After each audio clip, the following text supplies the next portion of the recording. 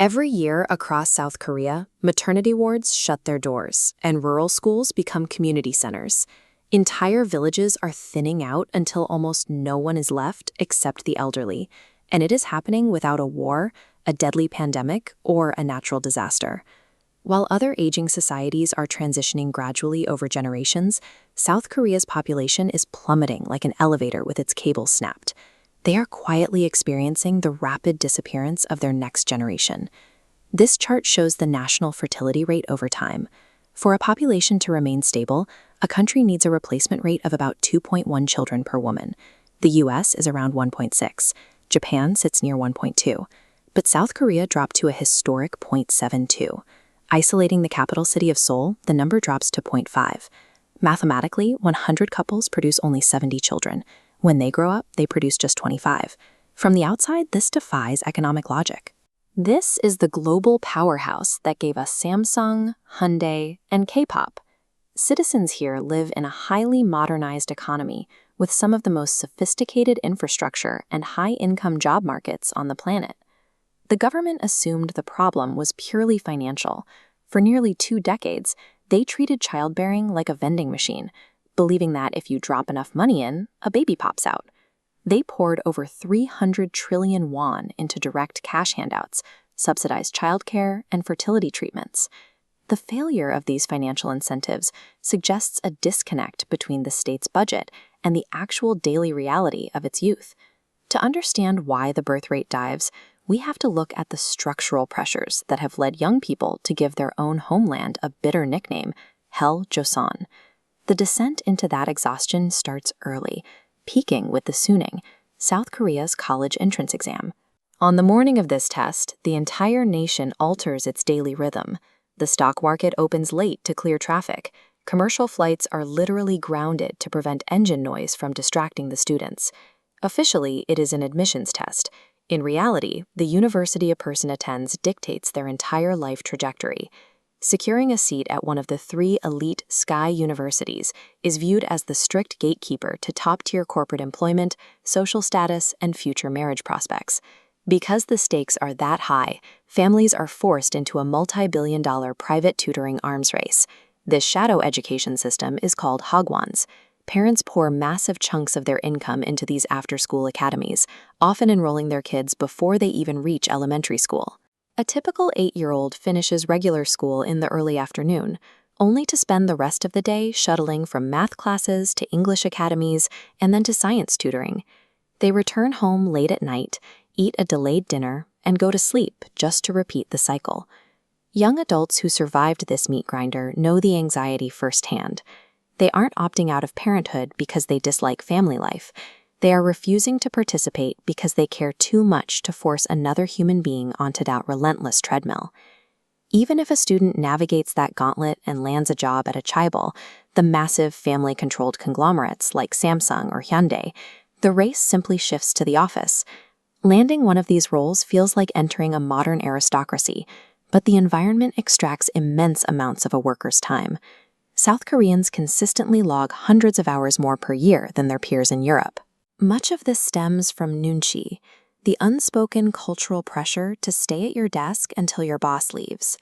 After hours, the boundary between personal life and work dissolves entirely into mandatory company drinking sessions meant to build team unity.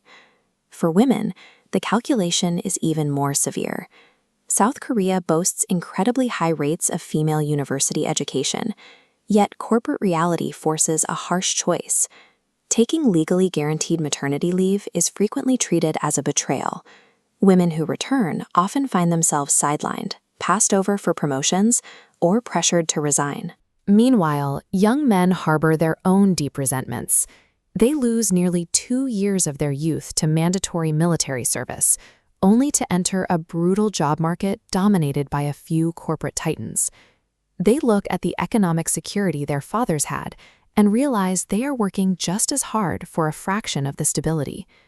This mutual disillusionment has sparked a silent strike on dating, making marriage seem like a high-risk gamble rather than a milestone. For those who do manage to maintain a relationship, they hit a final, insurmountable wall: the housing market. South Korea utilizes a unique rental system called jeonse. Instead of paying monthly rent, a tenant hands over a massive lump sum cash deposit up front, often 50 to 80% of the property's total value. A modest apartment in Seoul can require a deposit of hundreds of millions of won.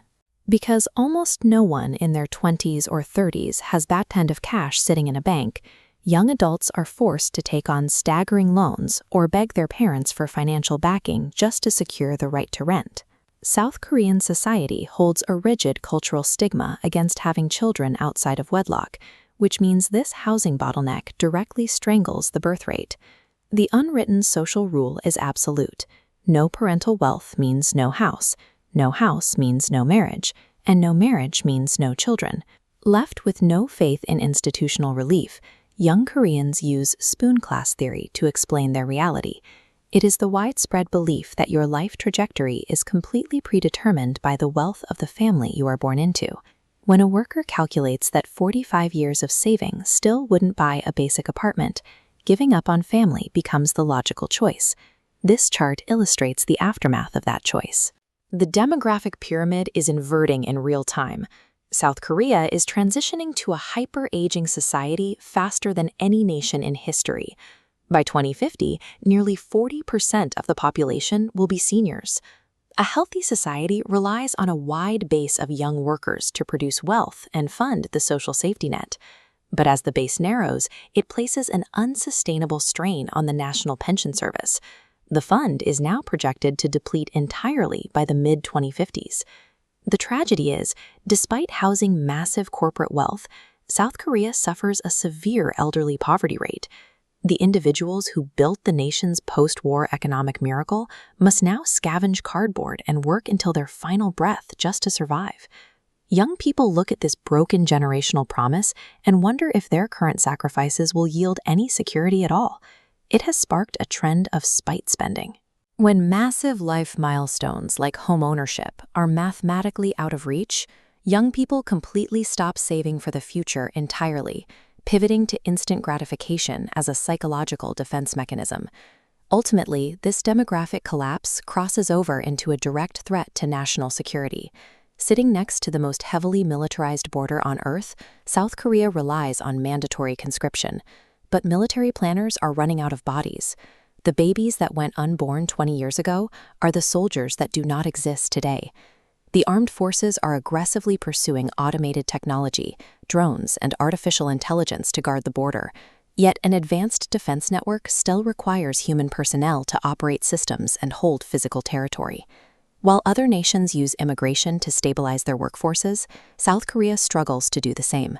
For centuries, a homogeneous ethnic identity has been central to how citizens define themselves. This deeply ingrained culture creates a massive psychological barrier to accepting the millions of permanent immigrants needed to offset the decline. A nation's survival depends on its citizens' confidence that the future is worth building. When hyper-competition and rising costs dissolve that confidence, no amount of corporate revenue or technological hardware can prevent a civilization from quietly fading into history.